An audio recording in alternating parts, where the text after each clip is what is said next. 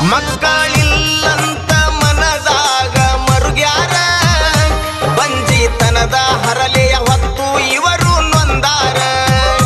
ಸತ್ಯ ಶರಣರನ್ನ ಮಕ್ಕಳ ಭಾಗ್ಯ ಬೇಡ್ಯಾರ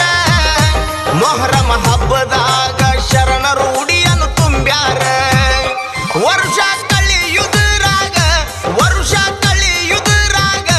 ಗಂಡು ಮಗುವಿಗೆ ಇವರು ಜನ್ಮ ನೀಡ್ಯಾರ